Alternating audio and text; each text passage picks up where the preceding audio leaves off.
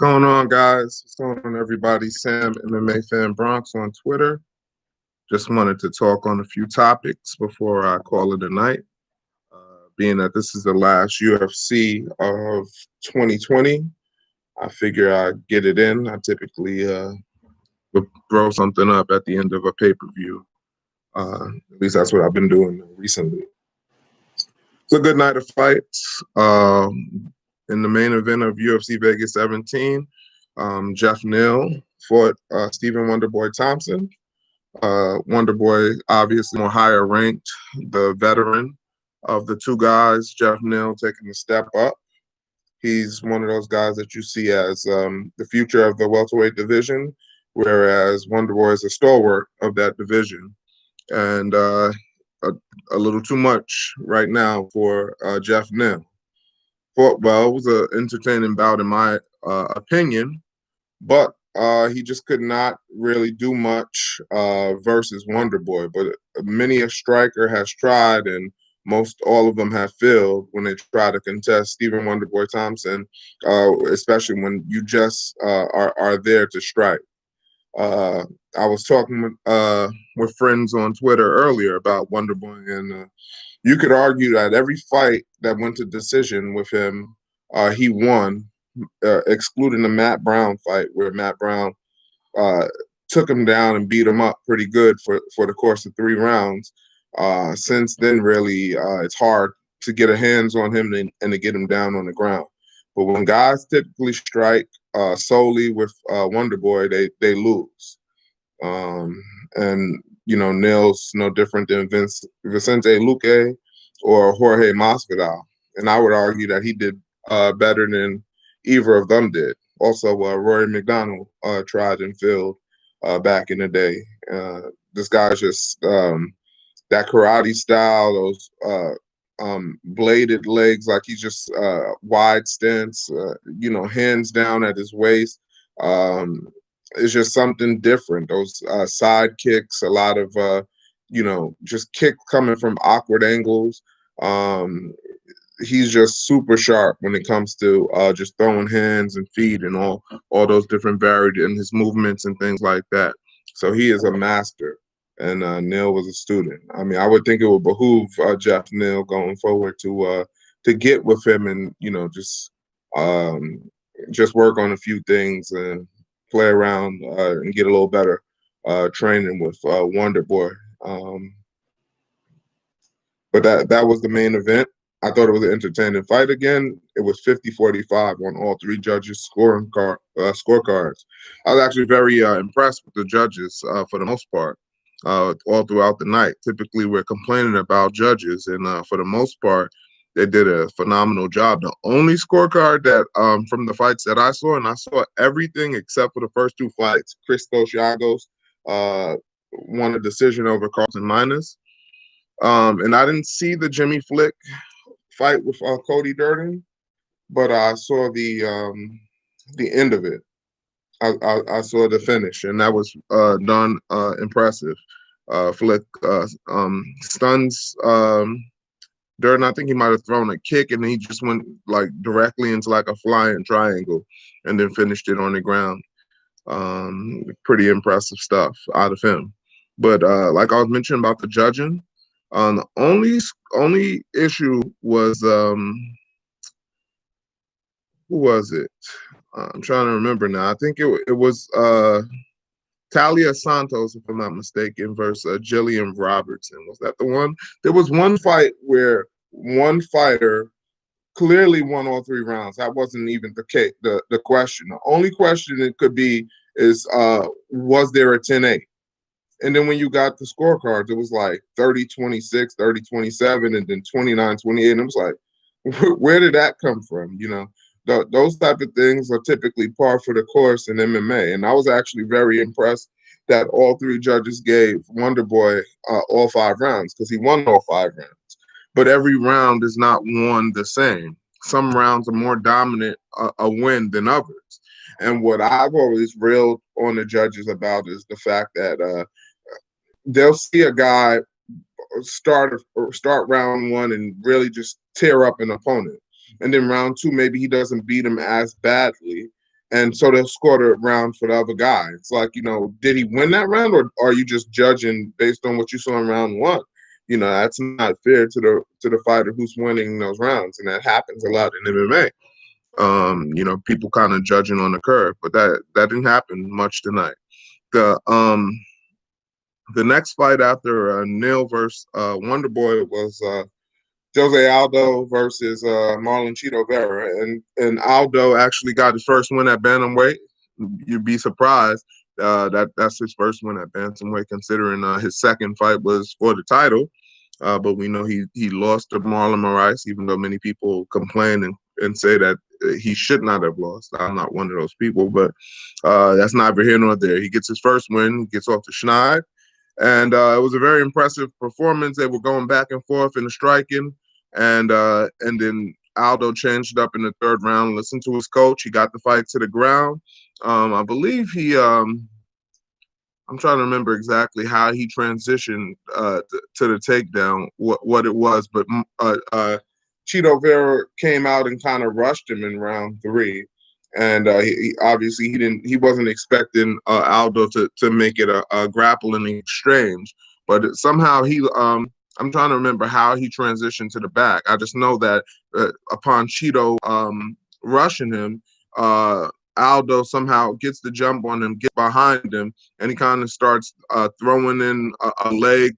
He's kind of taking his far left leg and using it to scoop the knee behind the knee on the right leg of Vera, as he has tight waist on him.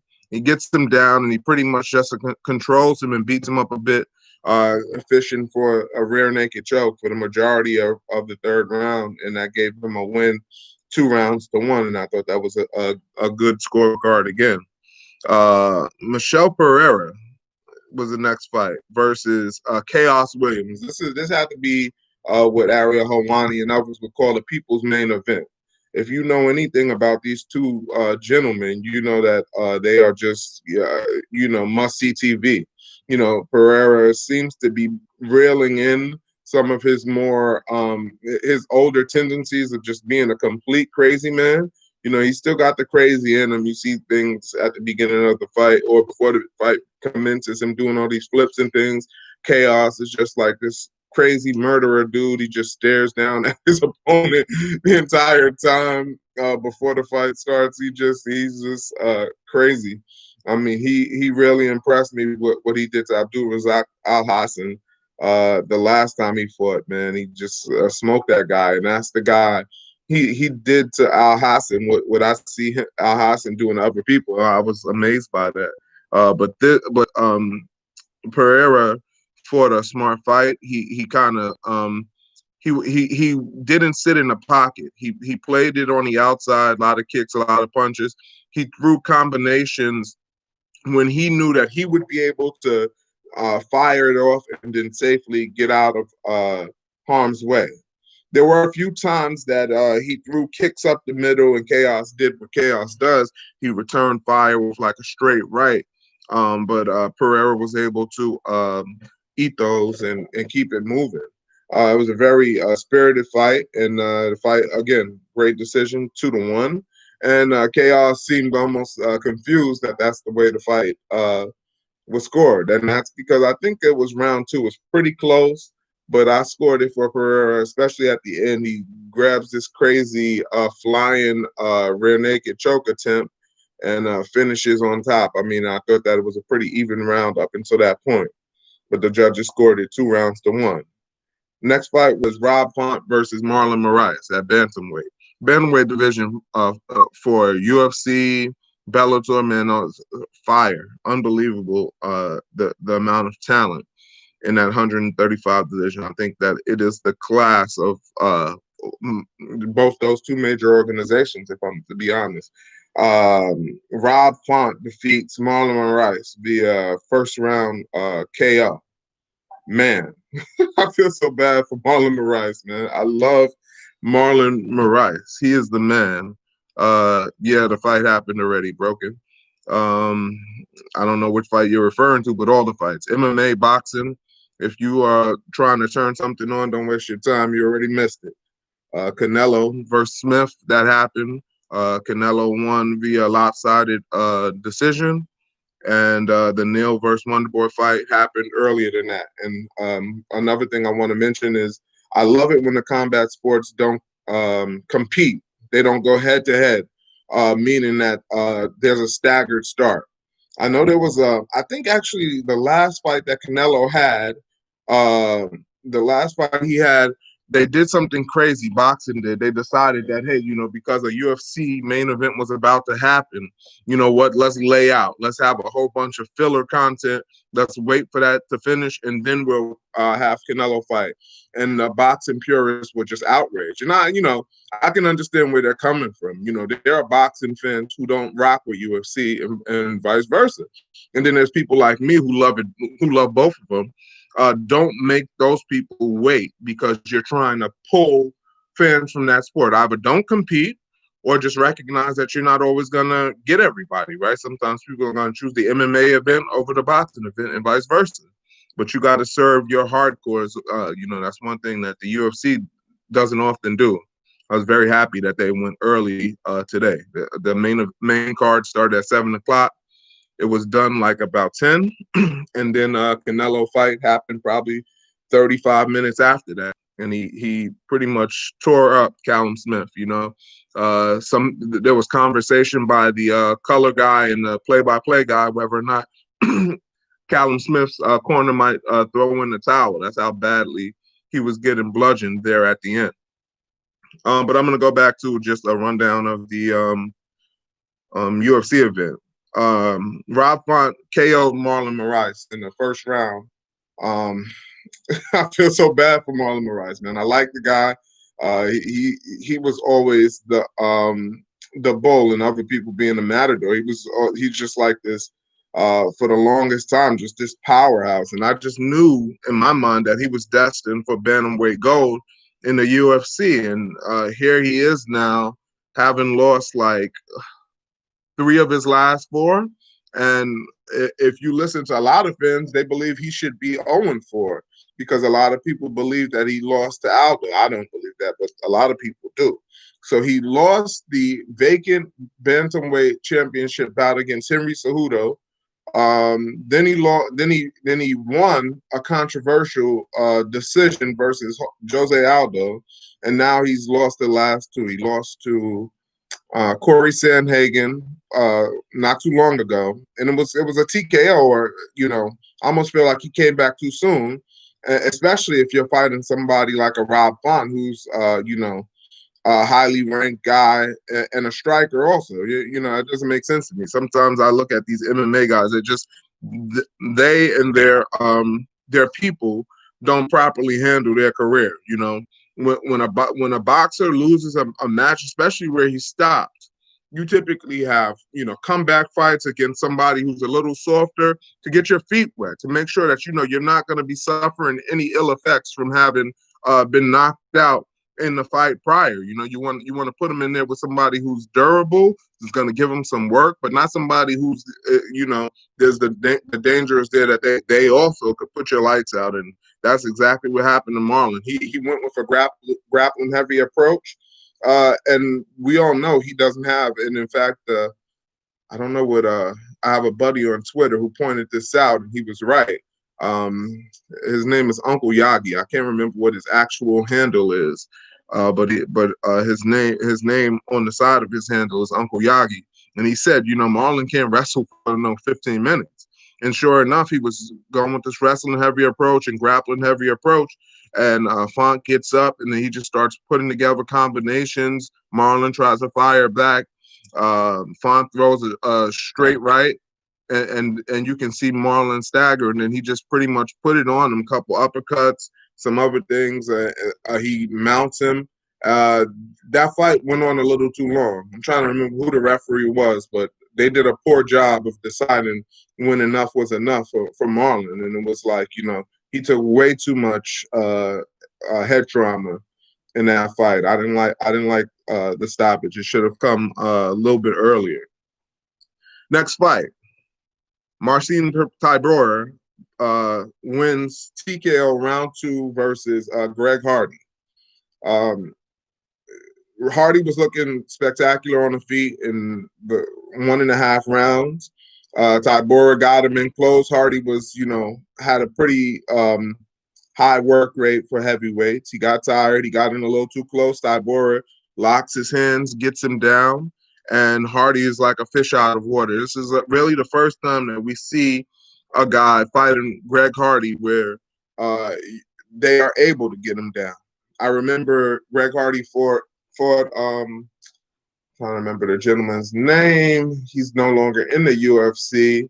He lost his last few and got cut. He's a nice guy. He responds to you on Twitter and everything. But he fought a guy who had a wrestling base before, but the guy wasn't able to get him down. He took shots. At one point, Hardy flipped him, like he did, it was a pretty athletic move. I mean, but it was just like he really, at the end of the day, couldn't get Hardy down, so we never got to see his ground game tested, see what he would be like if somebody took him down. Well, we got to see it tonight, and it was no good. He gets an F. He sucked once he got down there. I mean, all he did was kind of put himself in a position where he was turtled up for a while, covering up his face, the front of his face, and any place on the side, so that Tybura couldn't really land legal shots. He was throwing a lot of arm shots, but eventually you'll get through if you just keep on punching in the right places. And he was getting through, and Hardy was doing nothing but turtling, wasn't trying to improve his position, and the referee rightly calls it off. And after he called it off, you could see that he had given Hardy more than enough time because Hardy was still beat up, even though he was covering up as best he could.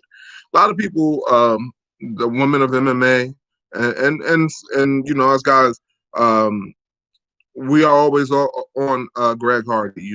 We didn't want him in the UFC. He got in because he's a former NFL player, and now people are hoping he gets cut. I don't necessarily care that he gets cut. I mean, I just wish that the UFC would not shove him down our throats, because I honestly don't believe that he's doing for them what they might think he's doing for them. I think they think that he's a draw, that people want to see him because they know he's this NFL guy. The fact of the matter is that we look kind of, I can only speak for those hardcores, like people who've been following the UFC for a while, watch mixed martial arts regularly.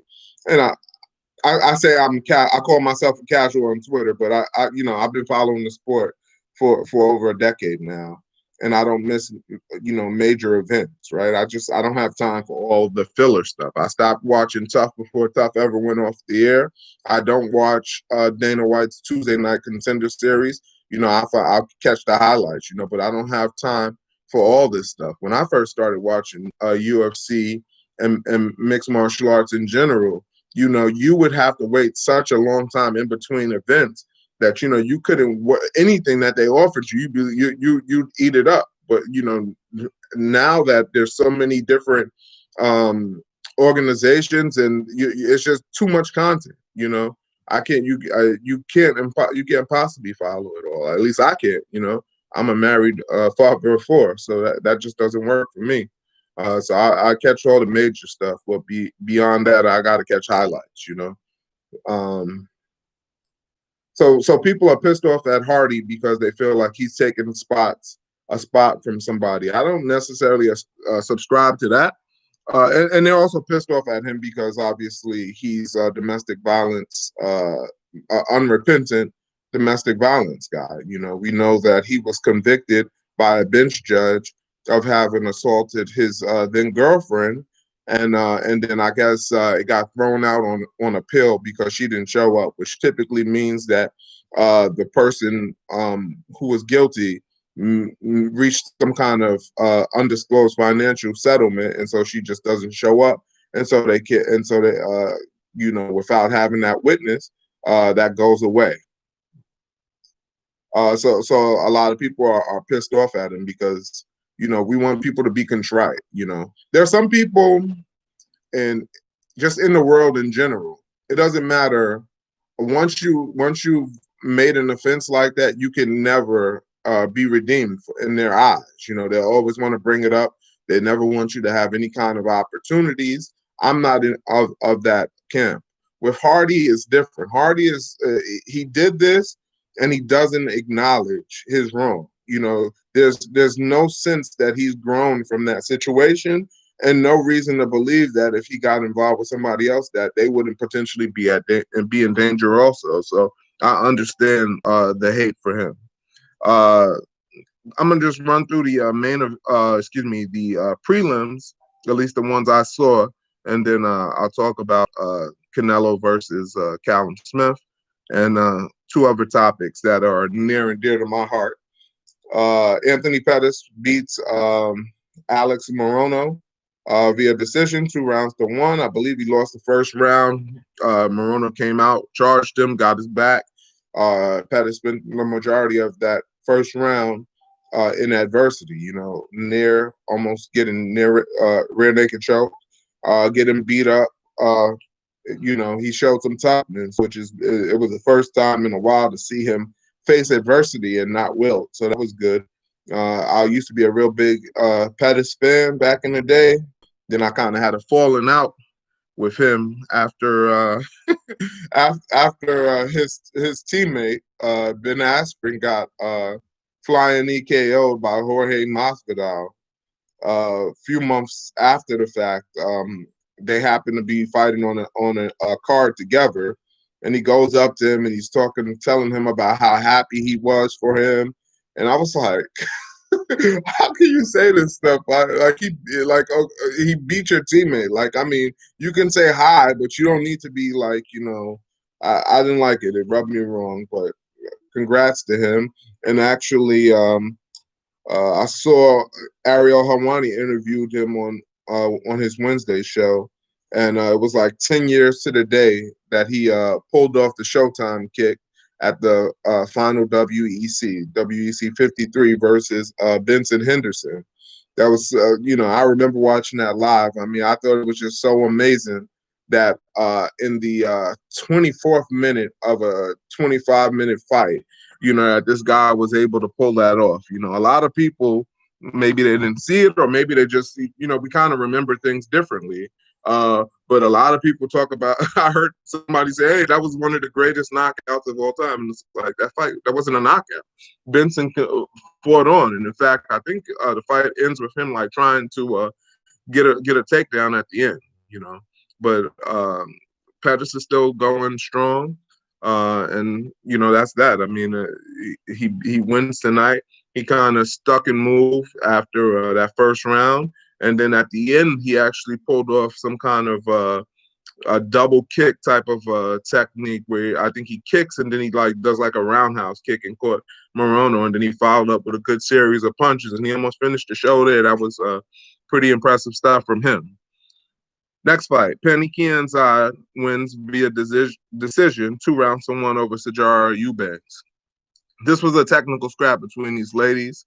Sijara seemed like she was like physically stronger, but Kianzad seemed like she had a better technical game when it came to grappling and striking. In the third round, I believe it was 1-1 going into that round, and Kianzad she had just like crisper boxing, crisper striking technique.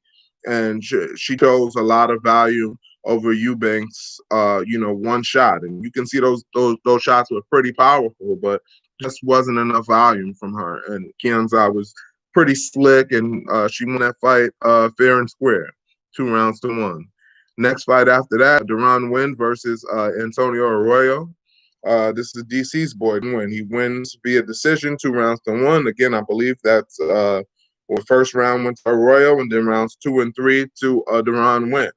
For those of you who know Deron Winn, this guy is like a 5'6" fighter fighting at 185 pounds. It looks ridiculous. I got to tell you. I mean, against most guys, he's not going to be able, he's a wrestler. That's his game, is to get you down, control you, and beat you up from dominant position. And he's often fighting these guys who are towering over him, like Arroyo did. Arroyo had success in the first round, beating him up pretty good. Deron Wynn was already employing heavy takedowns, but he wasn't able to secure control or do much with the takedown. Uh, DC acknowledged at the end of round one that that was a Royals round, but that it was close because of the takedowns. And I disagree with this type of thinking. It's never close because you got a few takedowns, but you were clearly getting tuned up on the feet. You know, especially when the fight was contested uh, for a majority or a good portion of time on the feet. If you just take a guy down and hold on for dear life, then he kicks you off of him, gets back to the feet, and continues to outpoint you. From there, you lost that round clearly. You know, those takedowns, if they don't come with damage, what are they good for? You know, what are they good for? If a guy is able to push you off, he's able to get up, and he's none the worse for the takedown, and he's able to continue to show his dominance in the striking area, he wins that round. I'm tired of guys, and Cormier does this a lot. I've seen this. He did the last two cards, and he's always talking about these takedowns, and a lot of times he's talking about takedowns that don't accompany any ground and pound or even submission attempts or even much control. You know, that's not good enough to win rounds. You know, not under the new rules for judging. It's not supposed to be. You know, so I'm always disappointed when I hear him talk about a guy possibly won for that. But anyway, win rounds 2 and 3 was just too much for Arroyo, and the takedowns came earlier, more often, and and came with more control, and he got off some strikes. And so, to me, that was not a controversial decision at all. I don't like the fact that I know he's competed in college and in wrestling at these higher weight classes, and you can get away with that, in my opinion, in wrestling easier than in mixed martial arts, because you have more than just the grappling you have to worry about in wrestling, but I just feel like he's always susceptible to submissions when he takes guys down, and he's susceptible to just so many weapons. Guys, all of a sudden guys just throw perfect head kicks because they're fighting a guy way shorter than them. I mean, even to get some of these takedowns, you can see he's like this close to like getting nailed with knees, and sometimes he is getting nailed with the knees. He's just powering through, and that'll work only so long. I mean, like, look at Ben Askren, right? He had this huge undefeated record, and I think that if he had come to the UFC back when he was in his prime, that he would have given George St. Pierre fits. But you get him at this later stage in his career, and somebody comes in with this pre-planned game like Masvidal did, just a perfectly land knee, and then, lights out, So him being so much smaller, I really feel he needs a nutritionist, and he needs to think about 170 and 155. I mean, uh, even 155 at 5'6", I would say your average fighters for 155 is probably 5'8" to 5'12". That's probably the range for the majority of the fighters. I mean, 5'6" is that's typically like a bantamweight, and this guy's fighting at 50 pounds higher at 185 pounds. It's ridiculous to me. I don't know what to say, Next fight, Talia Santos versus Jillian Robertson. Santos won 2-1. Jillian was a ranked fighter coming in here, and to me, Talia takes that. Robertson's game plan seemed to take her down and submit her, or to just to get the fight to the ground and submit her. It's more like it, because I think the first round she pulls guard trying to go for a quick armbar or something. Santos weathers the storm, and then she just kind of beats her up once the fight is down.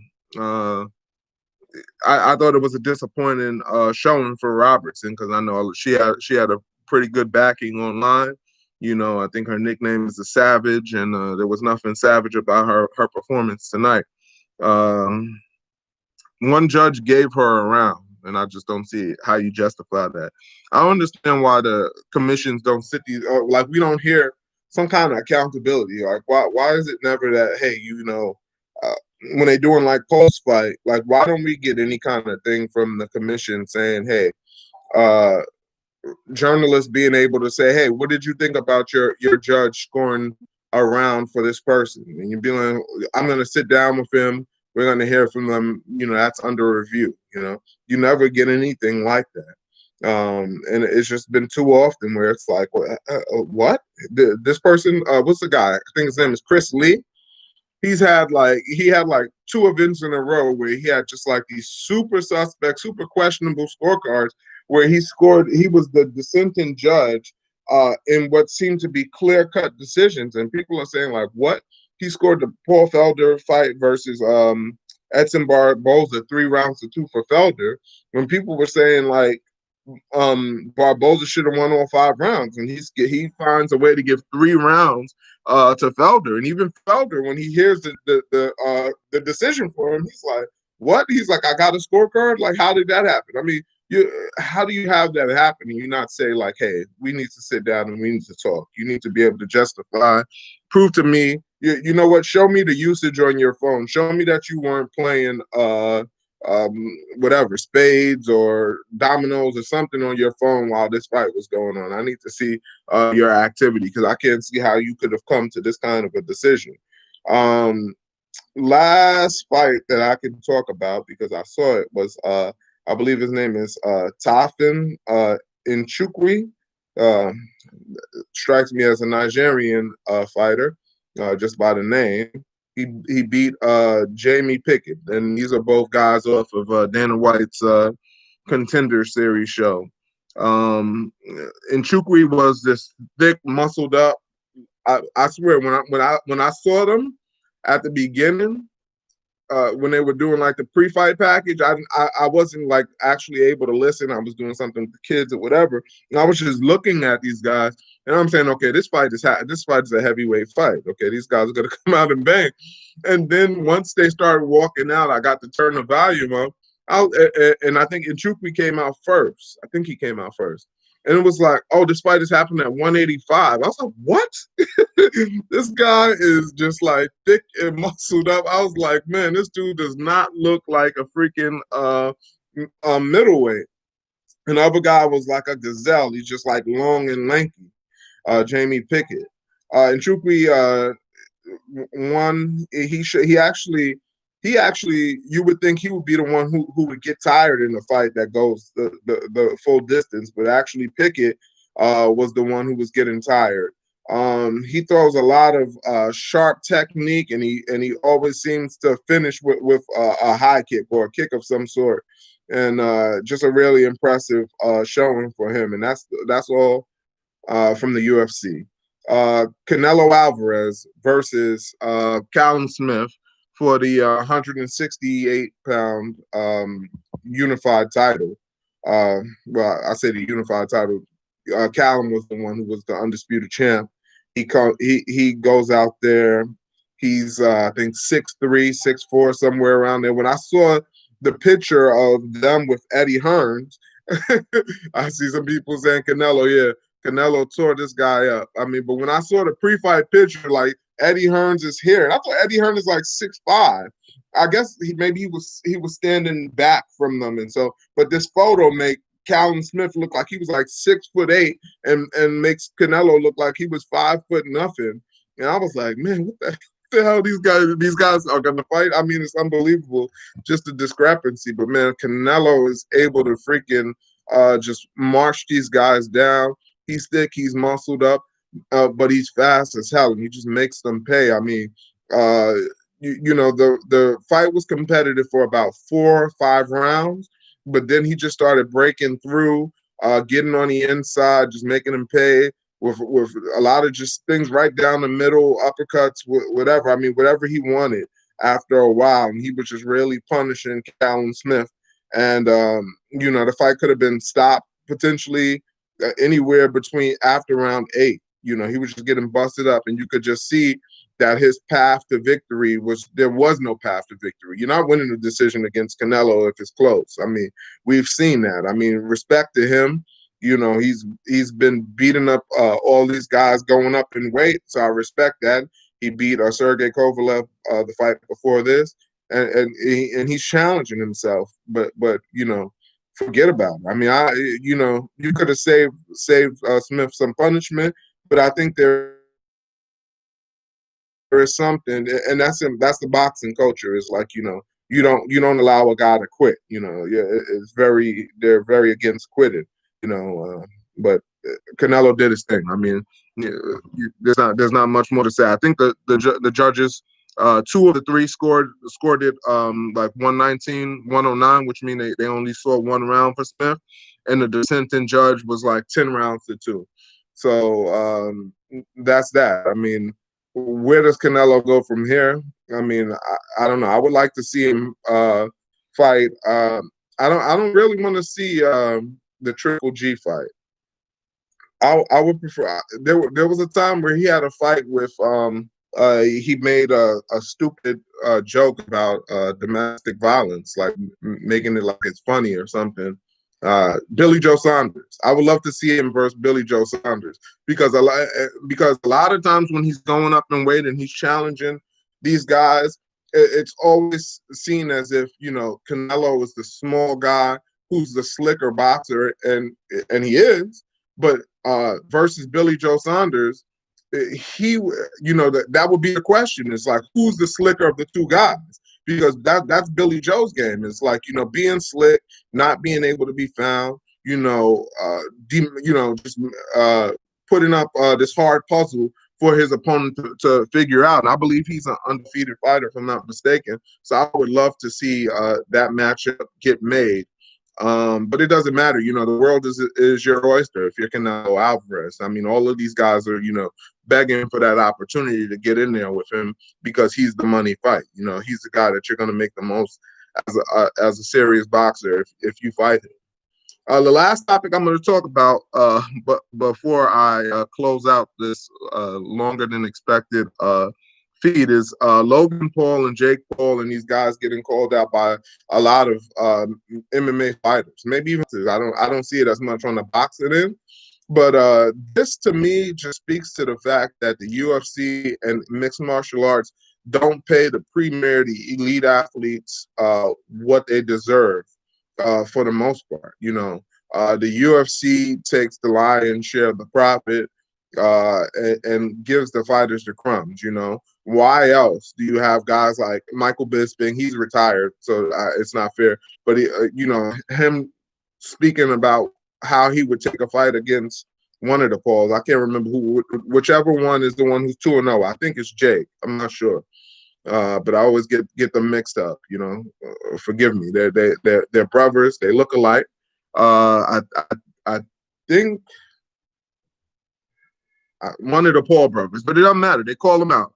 Whoever the one is that knocked out Nate Robinson, Mike Bisping. Who else? Amanda Nunes, the double champ for the UFC. One of the Paul brothers is trying to get a matchup with Conor McGregor, and Dana White responded, "I won't give him Conor, but maybe I'll let Amanda Nunes knock him out." Right? And that's crazy to think, like, a man versus a woman. I know she's a professional fighter and he's been a YouTuber, but he's been boxing for like 2 years, and he's way heavier than her. This idea that this professional fighter woman who's 40 pounds less than this guy who's got 2 years in, that's not a dangerous situation.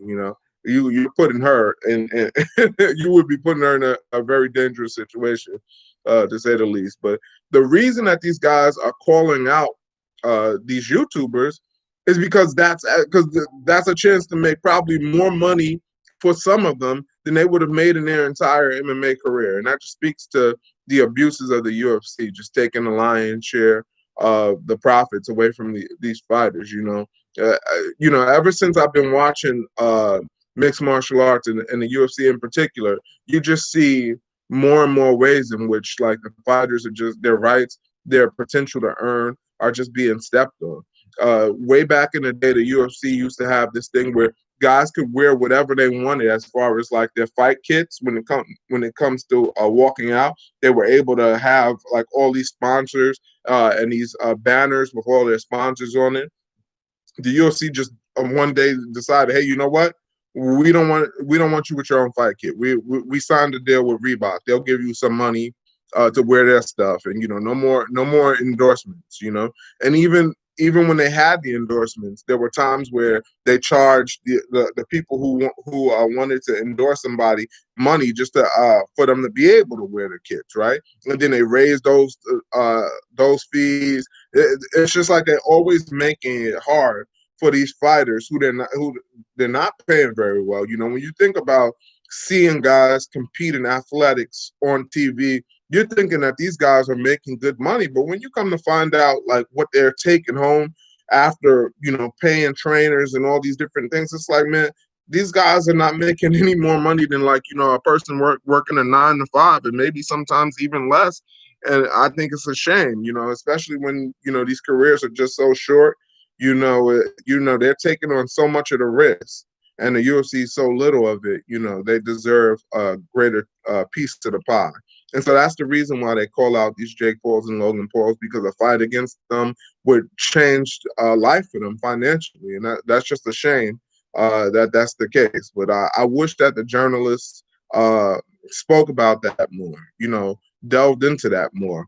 A lot of times I see the journalists just telling these guys, oh, don't do that on Twitter. Don't do that. That's where the money is.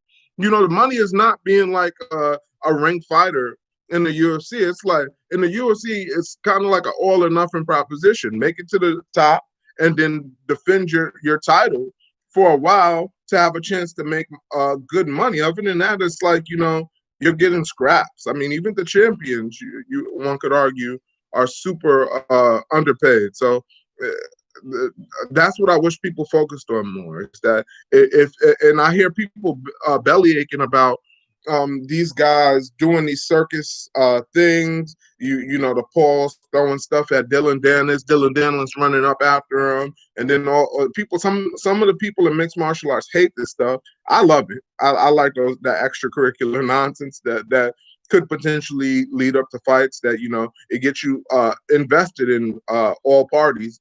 I like that type of stuff. But if you don't like that, you need to be speaking and talking about how the UFC and mixed martial arts needs to compensate these guys better when they go out there and lay it on the line, right? And then maybe they wouldn't get into all these theatrics. So I wish people would focus on that aspect more.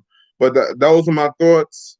Happy holidays to everybody who celebrates Hanukkah, Christmas, Kwanzaa, whatever it is. Stay safe. Mask up when you go out there, and hopefully we'll all make it into that new year. Again, my name is Sam Bruce. You can follow me at Twitter, Sam MMA Fan Bronx on Twitter. That's my handle, and that's it.